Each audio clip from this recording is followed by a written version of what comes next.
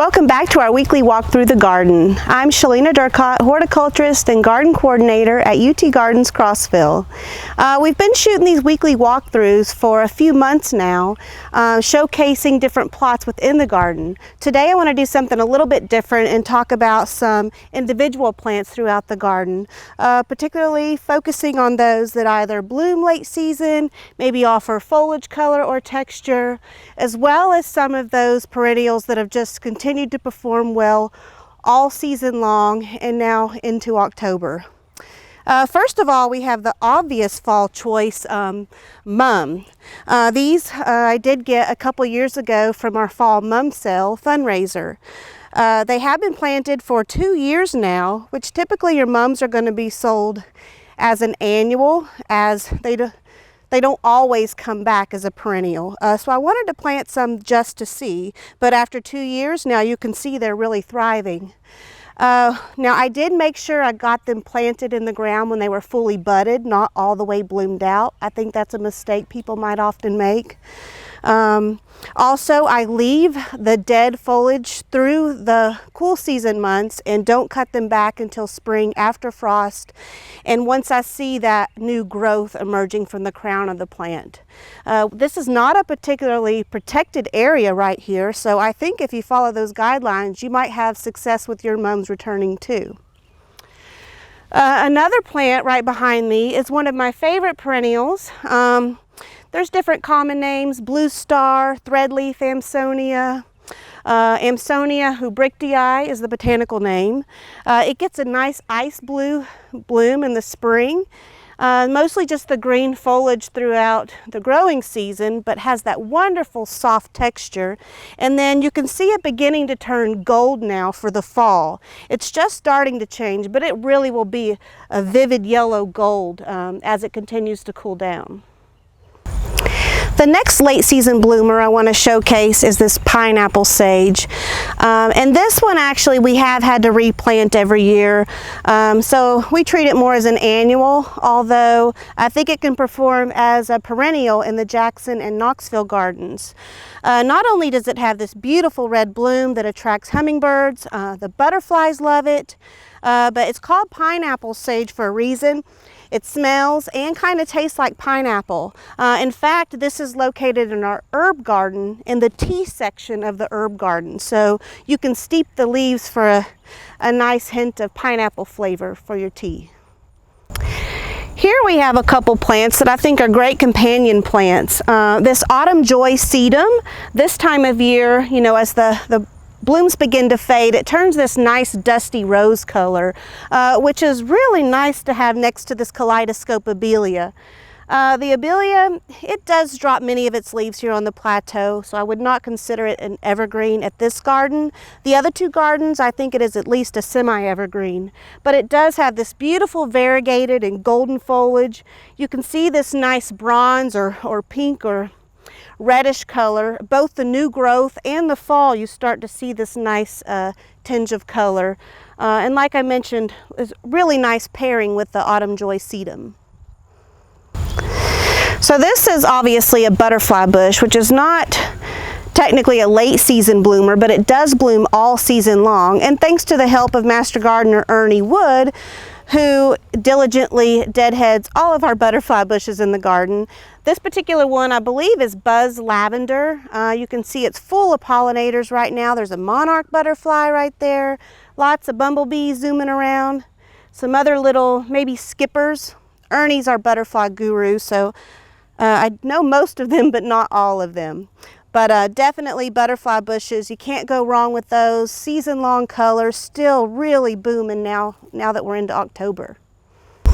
These rugosa roses behind me have proven to be a great performer year after year. They're also very, very fragrant and don't seem to be susceptible to the rose rosette. Some top performing seasonal color we've had great success with this year is the Vermillionaire Kufia, as well as this Mexican sunflower. Ernie, one of our master gardeners, actually started these from seed at his house and then brought little seedlings that we planted after fear of frost. And as you can see, they really thrived, and I'm 5'3", so these things are huge. The Gaillardia has been another perennial that's continued to impress. The two varieties we have planted here are Spin-Top Red Starburst and Sunset Spice. They've bloomed all season long, and as you can see, continue to be very showy in the garden. For those of you who were a fan of the Autumn Joy sedum, here's a little dwarf version, Rock and Grow Pure Joy. They have a really small stature, not exceeding a foot, slightly wider spread, maybe up to 1.5 foot spread. This is one of my favorite perennial ground covers, common name leadwort or perennial plumbago. Let's see if I can get the botanical name. Ceratostigma plumbaginoides, I believe it is. But it has the true blue blooms throughout much of the season, but I really love that in comparison to this burgundy foliage you get in the fall. Now I'm in our sun perennial garden, and thanks to our master gardener Susan Hufford, she really keeps it looking phenomenal. Some of you may recognize this shot because I featured it for those of you that are members in our monthly newsletter for the UT Gardens. So here we have English Countryside, New England Aster, paired again with the popular Autumn Joy sedum. I love the backdrop in front of the miscanthus, those nice feathery plumes. It also has beautiful texture and catches the wind.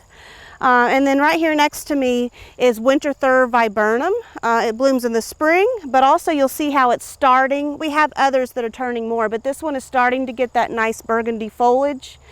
And I think the birds have stripped this one, but these get little clusters of berries that this time of year have turned a nice rich blue, which is another great comparison, you know, right up against that burgundy foliage.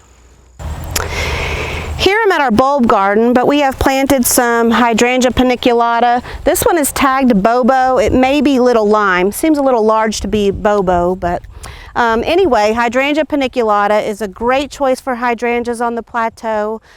Since they bloom on new wood, they are not affected by our fall spring in February or that mid-May freeze like we had this year. These are still definitely going to get some blooms.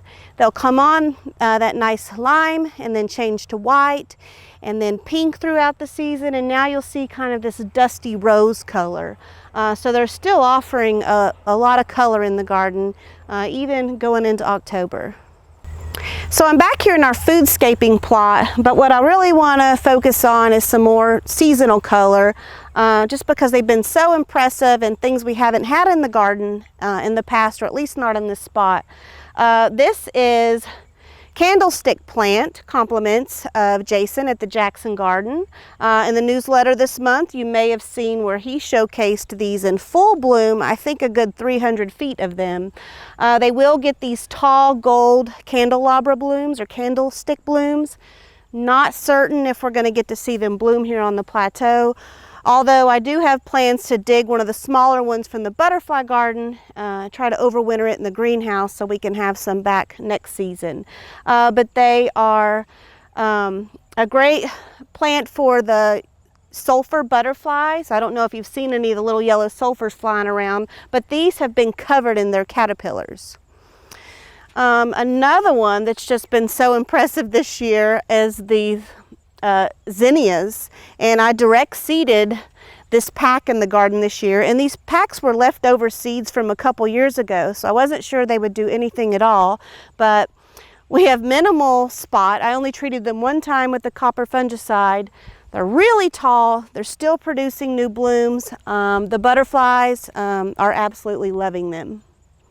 Thanks for joining us today for some late season color in the garden. Be sure to come for a visit to see additional colors as our fall season progresses.